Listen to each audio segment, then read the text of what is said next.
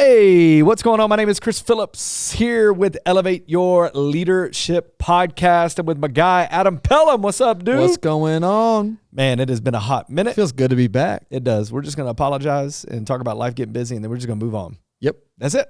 Got nothing else. Okay.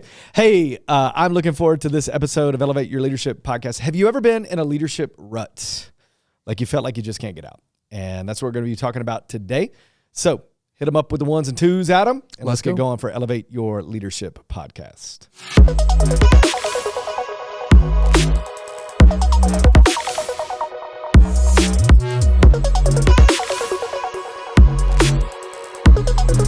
Hey, gosh, I love that music Every time, man. Hits. Every time. Those beats hit hard, You know. AP. You know. Yo, what is going on? Again, I'm Chris Phillips here with my co-host. Adam Pelham. We are rocking it today. Hey, We are. fire hat. Thank you. Rockies. Thank you. We don't have the best Dead team on the last. field, Dead last. but man, we got good merch. Yeah. I'd venture to say some of the best merch in the MLB. We have the worst team with Yeah. the best sunset view. Yo, it's true. Sunset over the tough Rockies. to beat. Can't beat it on the Tough first to beat. base side up in the upper deck. Oh yeah, We go frequently. I love it. And it's great when we're losing 10-0. It is. And hey, speaking of bad leaders, have you You ever could go a lot of ways with that. Have you ever felt like you have been in a rut when it comes to your leadership? Mm. I grew up in Memphis, Tennessee. Yep. And in Memphis, Memphis is a wild city. There's a lot of diversity, right? Yeah. And it's like you have your upper class, like Elon Musk is taking part of his organization there for AI and all this kind of stuff. Right. You know, there's some AI things going on there. You have FedEx, is there. You have Grit and Grind, Grizzlies back in the day. St. Jude. St. Jude. Yep. You have all these certain things. Yeah. You have diversity with demographics and ethnicity and everything else. And so in the mix of all that, upper class, middle class, lower class, white, black, Latino, everything else, you have rednecks too. Oh yeah, Definitely. Yeah. And I was kind of one of them growing up. really? I had a 1974 Nova hot rod that I built a small block 406. It was a small block 400 that we bored out to a 406. Yeah. Myself, my dad built it. We did all that kind of stuff. But I had a bunch of buddies that had big Ford Broncos, huge Silverados. They had, 4, 6, 8, 10-inch lifts on them, with big tires, 42s, 46s, Oh, all yeah. this kind of stuff. And Yeah. you know what we used to do? What's that? We went mudding, baby. Come on, man. And when we went mudding, we went down to the bottoms, is what it was called in Memphis. And we went mudding, and we went all the time. And you know what would inevitably happen? What would happen? Stuck in that mud. Yep. And that's called being stuck in a rut. Yep. And so you go through, because so many people do it over and over again, you go through this road and there's like ruts from being worn out with the Right. tires, all that kind of stuff. And just the right amount of rain and water and rut mixed together is going to get your rear end stuck. And we got stuck. And I'll never forget, I missed baseball practice one time. I played at Christian Brothers High School, played baseball. I was with a guy named TJ Irwin. And TJ had a big Ford Bronco, like I think O.J. Simpson Bronco. Like Okay. that was his. Yeah, yeah, but yeah. his was red and white. Okay. And a huge lifted. And Yeah. we got stuck in the middle of a field. And we were about 45 minutes late for baseball practice because we couldn't get out. His dad had to come pull us out. Wow. And I had to run so much Yeah. because I got stuck in a rut. Yep. And I think leaders also can get stuck in leadership ruts whenever they're leading. And so they could go down a path they've been before, and that path has been worn before, but somehow something just feels off. It Yeah. doesn't feel right. And I just get stuck, right? Have you ever felt stuck, Adam? Yeah. Like, you know what I'm talking about? Is that resonating? 100%. What do you think of when I say get stuck in a rut? I think just trying to do the same things over but expect different results. That's the definition of insanity, right? Yeah, right. But you can fall into that. Like, man, this was working a year ago, Yeah. months ago. Why is it not working right now? What's going on? And you just kind of get super stuck in that. At least I do. Getting in a rut, I would say you like struggle to find momentum or like motivation Yeah. or even like direction. Same thing with a car. You get stuck in a rut. It's hard to get momentum. It's hard to get direction. It's Yeah. hard to do those things. Getting in a leadership rut, you can also be stuck in no motivation, Yeah. no hope, no joy, no direction that you feel, and all this. And so what we really want to do today is talk through some real practical strategies to kind of break free from those periods when you get stuck in a rut. Because if you are a leader and you lead long enough, you will get stuck in a rut at some point, and you'll need to find how to get out of that. Let me give you two verses. Obviously, this is for anybody, but I would say this, secular, marketplace, church work, whatever else. But I would say the greatest leader of all time is Jesus, and we can learn so much from the scriptures in terms of leadership. So many great leadership principles in the Bible. We just talked through Nehemiah, rebuilding the wall, all the leadership principles that we see from there. And there's a couple of things being stuck to a rut that I would like to say. Isaiah 40:31 says, but those who hope in the Lord will renew their strength, not stay stuck in their strength, not stay at the same spot, but they'll renew their strength. They'll soar on wings like eagles. They'll run and not grow weary. They will walk and not be faint. As leaders and as followers of Christ, we should constantly be moving forward, having motivation, having direction, because that's the way Jesus wants us to live. We have hope in him. We have direction from him. We have motivation from him in all those certain ways. And then Romans 12:2, do not conform to the pattern of this world, but be transformed by the renewing of your mind. Then you will be able to test and approve what is God's will, what God's will is, his good, pleasing, and perfect will. So, the world gets conformed. The world gets in ruts. The world gets stuck in those things. Man, we don't serve the world. We serve a good, gracious, renewing, joyful, hope, steadfast, loving God. And man, we should always have hope, direction, motivation, and everything else. So when we get stuck in a rut, it's usually our own fault. We try to do the same thing in the same way we've always done it, with the same old playbook and everything else. Man, God is a God of fresh new mercies. That's right. And so we want to be able to walk through and do that. So there's a couple of, I'm going to give two, and Adam's going to give two of these signs of being stuck, because you may be in a rut right now and you'd be like, I don't know what's going on. You're in a rut and you didn't know it. And so here's some signs of being stuck in a rut. Number one is a lack of motivation and enthusiasm. Like, man, if you wake up and you don't have enthusiasm towards what God has called you to do, you're probably in a rut. Now, don't get me wrong. Like, there are days, there's bad days, there's, bad weeks. But if you're like, it's been a tough month, there's probably something going on, right? And so you may have a lack of motivation and enthusiasm because you're stuck in a rut right now and you don't know what to do or where to turn. What else, Adam? Yeah, the second one we wanted to look through and highlight, recognize, is feeling overwhelmed or burnt out. And for me, when I feel overwhelmed, when I have too much going on, I don't want to do any of it. So it's like, then you let the to-do list just grow and grow and grow and grow and grow. It's like, I got so much to do that I don't want to do much of it. And that can lead to that burnout. And I think a lot of leaders can struggle with that, especially with the overwhelming piece. Where do what eggs am I trying to put in on this basket versus this basket or this basket? And it gets overwhelming and you're like, well, then forget the baskets. I just I want to be go home and play NCAA 25. Exactly. I'll lead Akron to the promised land instead. So, man, that's a great one. Feeling overwhelmed and burned out, for sure. You could be in a rut if you're there. You could also have decreased productivity and creativity. That's going to go a little bit with the overwhelmed piece that you said. When I feel overwhelmed, if I just do nothing, I'm not going to have any productivity. So those can play a part with one another. But you could also just be like, man, I don't feel productive at all. Like, I'm stuck in this area. I don't feel creative. I don't have new ideas. I don't have new ways to say things. I can't cast vision. You could really be stuck in a rut if you're decreased in your productivity and your creativity you think is lacking at the moment. I see that even in the day. If I get into my red zone of the day, then I'm going to have like decreased creativity and productivity, and I'm probably in a rut for that day. Right. So what else, Adam? I think these are continuing to build on each other. The last one is avoidance of challenges and new opportunities. If I am not actively seeking something new to learn, some nugget to take from here, some podcast to listen to here, some book to read here, some way to grow here, then you're probably in a rut. We've said this before, but the best leaders are always learners. And so a telltale sign if you're a leader that you're in a rut if you're not learning anything, if you're not growing in areas, if you're not wanting to challenge yourself in some areas, you're probably going to be in a rut in that season. A friend of mine, Todd Atkins, said this: leaders who aren't learners have a short shelf life. Ooh. And so if you don't, if you can't change and accept new challenges and new opportunities and those things, if you're not a learner, you have a short shelf life. So here's what I'm going to do. I want to give you 6 different ways and strategies that you can kind of break free from the rut that you're in. Like, right, think winch, somebody's pulled you up, you got the boards underneath the tires, you finally, it's like, moving, oh, bang, we're there. It's kind of like going up an icy road. It is. I thought about that. Breckenridge 2022, baby. Breckenridge 2022, Adam Pelham in a Jeep.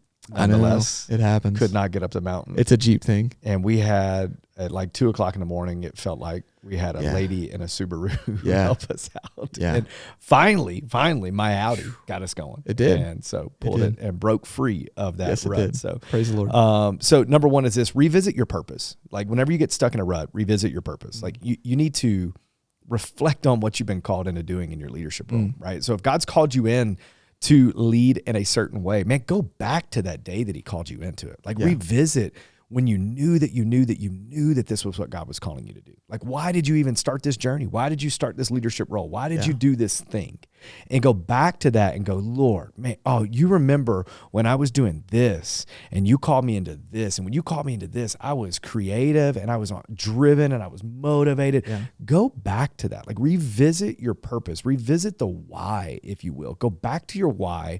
And then, man, it's so much easier to kind of break free there. You can realign with your original purpose to go where you got to go. And then also reignite your passion. Like, man, when I think back to how God called us to Denver, Colorado, like, dude, I'm like, that's wild. Yeah. And like, there are times where I forget how wild it was that he called us out of what we were doing to call us to come here. And then he's done all these things. And so I'll go back to like, man, you called me to be a catalyst for multiplication in Denver, the West, That's and the so world. good. And so, Lord, like, I didn't just think of this. Lord, you, the God of the universe, put me in this place for this time, for this reason, for this.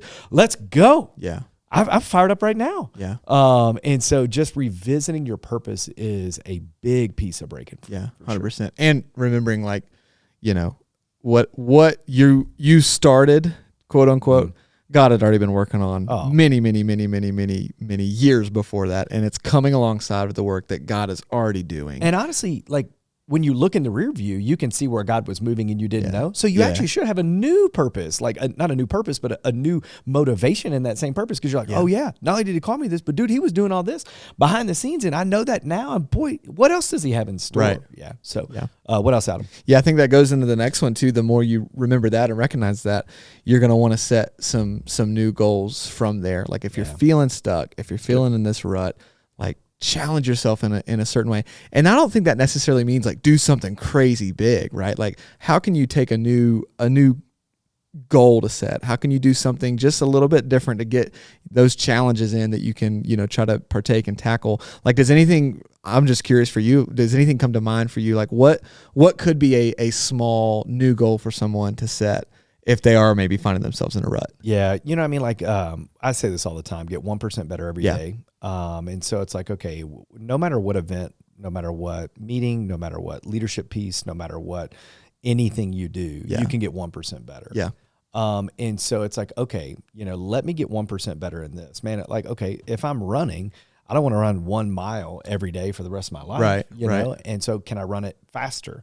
Can I start off the first part of the run, and have a better 100-yard, I mean, whatever it is, just some sort of it, just to set some new little kind of kink into it to go, oh, boom, here we go, and so, I mean, like, man, maybe it's getting to work a little bit earlier in your green zone. Maybe it's spending more time in your green zone. Maybe it's knowing your green, yellow, red zone so that you're more productive in the areas that you're more creative, and so maybe instead of, being in this area, you can set better goals for yourself to do that. So maybe it's to work less. Maybe you're working too much, and to say, hey, I'm going to give more time to my family. I'm going to give more rest.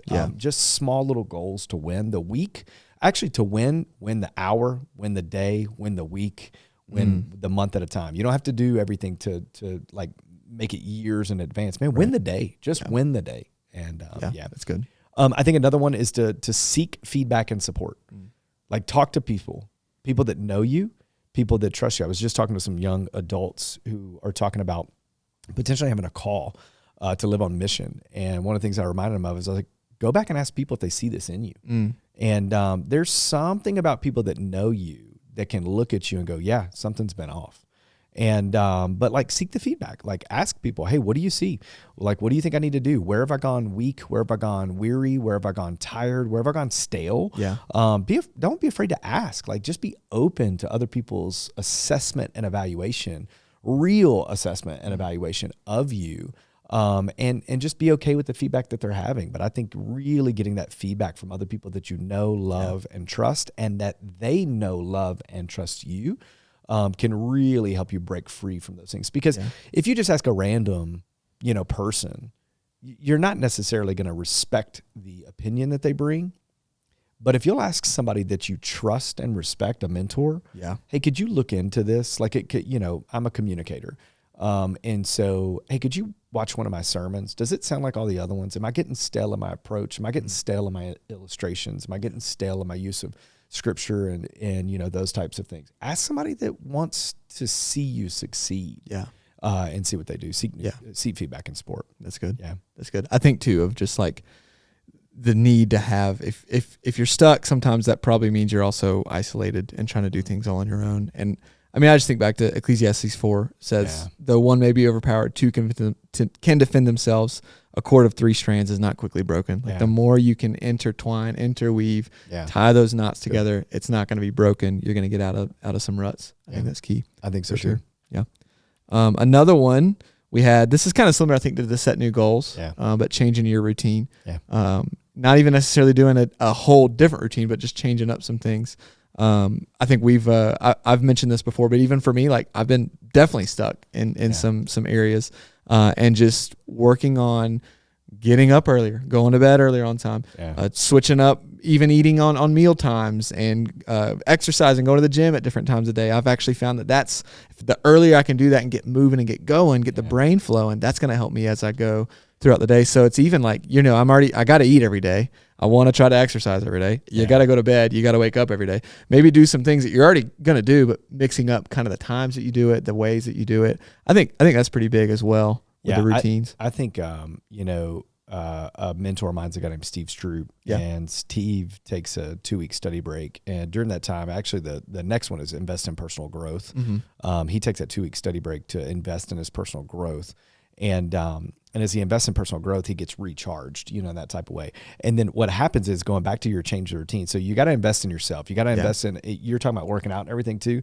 I mean, you got to eat right, You know what I watch? I watch my macros, man. Don't play. Like, everybody I learned what those were. What do I eat before bed? Yogurt. Everybody's sending me text message and making fun, but you know what? I sleep well because it gives me good brain health. Good brain health gives me good sleep. I take fish oil. I take all this other stuff. I'm like, you know what? I feel pretty good right now. Let's go. I'll run through the wall. And but so and that's investing in your personal growth. But going back to your change of routine, he would take his personal growth time, and then afterwards he would come back into his church, and he said it was like, okay, I'm going to come back in, and I'm looking at this church like, who is the pastor here? Why are they doing this? What are they doing over here? Why did they do this thing this way? And he's like, oh, I'm the pastor. I should probably change that, right? Don't be afraid to change it up. Like, don't be afraid to go in and be like, hey, you know what? I invested in myself. I feel renewed, refreshed, and energized. Let me go back now and actually change the routine a little bit, change what we've done, change how we've done this, change our approach, because the goal at the bottom line is to advance the kingdom of God. And so you got to be willing to change it up a little bit in order to do that too. And last and not least, rest and recharge.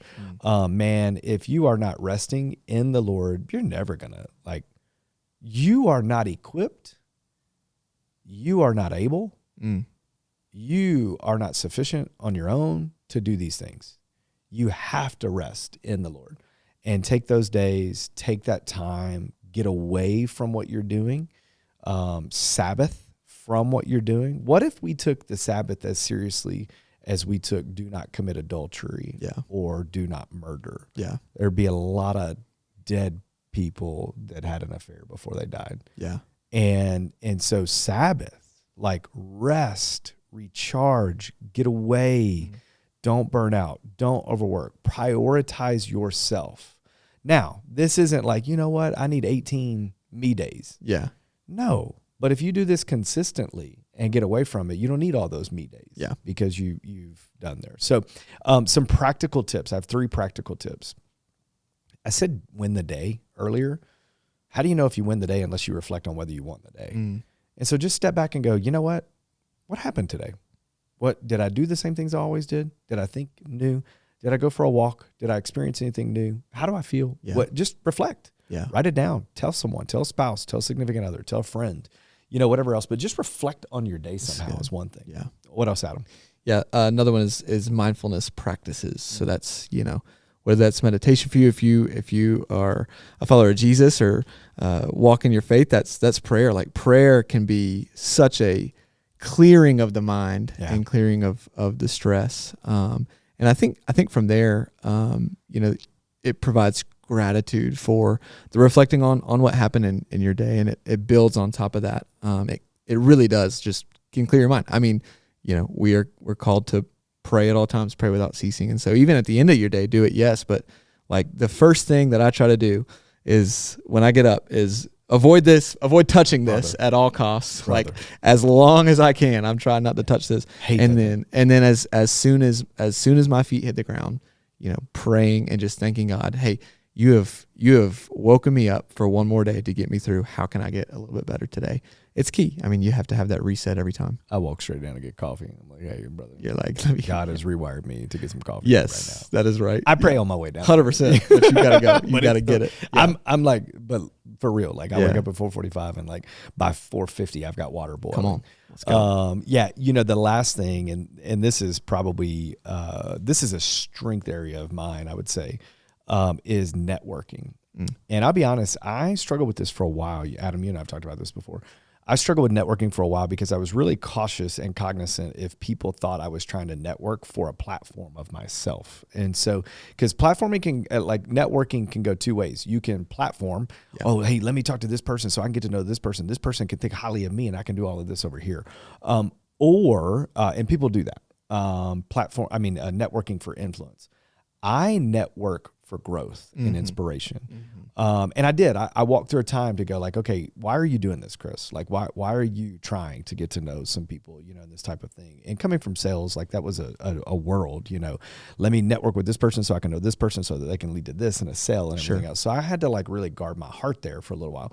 But what I realized afterwards was the reason that I network is to try to grow. Yeah, man, if I can chew the meat and spit out the bones and grab one little thing from somebody that I learn from, then dude, it is worth it because I can go back and try that one thing, and that one thing gives me energy to the next thing, to what God's called me to do. And so, man, find people to network with. Don't find people that are just like you either. Like stretch yourself by going outside of your circle and ask people that you don't agree with. Like if you're a pastor or a leader in the Christian church, like find people that you don't theologically line up with and ask them why they do certain things, and go, or like watch people that do things in a different way than you would do them, but are having success in other areas that you would like to have success in, and then chew the meat and spit out the bones. Like God's made you who you are to believe what you believe and have those convictions and everything. But like you can still learn from someone that doesn't line up with you 100%. And so network to build relationships with people in that type of way.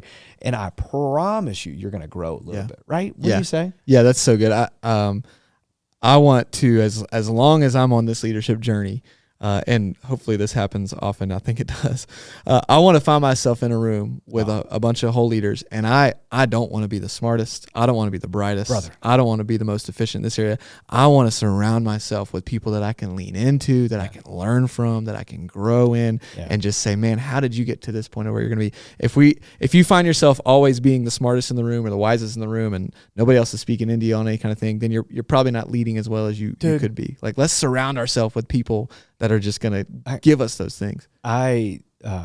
X, is it X or is it Twitter? What do you say? I don't know. I don't know where we're at now. It's X. I guess it is. Whatever. I was on X last night and I saw a notification. I was clearing it on X and I looked up. I had like 15 like notifications. Yeah. And it was like people responding to people. And finally I was like, what is happening?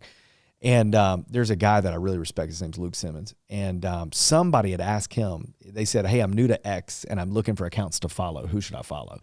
And he mentioned me. Come on. And I was like, why are you? And he mentioned like 12 or 13 people. Yeah. And like, I was one of them. I'm literally like, it's like those 12 people. And then I think there's another 700 people. And then I should be under there. And I was just like, I was taken back. Like, I was like, why? But it's funny. It's like, I've networked with him. I've talked to him. I've done those things. And then it was cool because he just said, dude, you're so disciplined in your social media usage and it's life-giving in every way to me. And I think other people should be engaged with it. That's and I'm like, dude, I'm not, my social media is boring. I X out, I tweet out. X out sounds dumb. I hate it, man. I hate every bit of it. I X out. Yeah. It just, like something that God says to me through my quiet time in the morning, my God time. And but it is consistent and it's there. And then so now where I'm getting at was this is now I got to like connect with some of these other people, and I'm like, Yeah. hey, like actually, by the way, can we grab a phone call? Can we grab a Zoom? Can we do this? And it's like, okay, you just never know, you know, in that way. And man, you know, don't think you can do this on your own. Yeah. And you can't. No, you can't. You're far worse than you want to give yourself credit. And God can do way more than you believe in both of those. You're far worse than you think you are. And God can do way more than you could ever imagine. Yeah. And so connect with other people, grow in that relationship and do it, and get out of the rut. And here's the thing, Adam. The kingdom of God is worth you getting out of the rut. That's right. Like your call, if you're a follower of Christ on this and you're called into ministry, I know most of our audience is, God has called you to do something phenomenal. He's called you to do something amazing.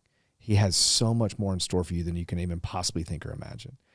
And it is worth you trying everything you possibly can to get out of the rut that you're in right now.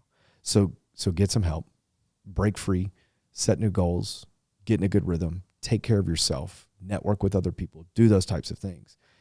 And man, see God work in and through you to make his name known across this country, across your state, your region, your area, around the world, so that we can see the kingdom advanced.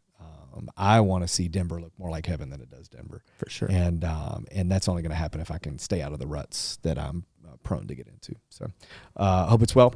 Hope you enjoyed it. Another episode of Elevate Your Leadership podcast. Until next time, which will be sooner than it was the last time. That's a promise. I'm going to get out of that rut. And until next time, man, I hope you can elevate your leadership and lead others the way God desires you to lead. See you soon.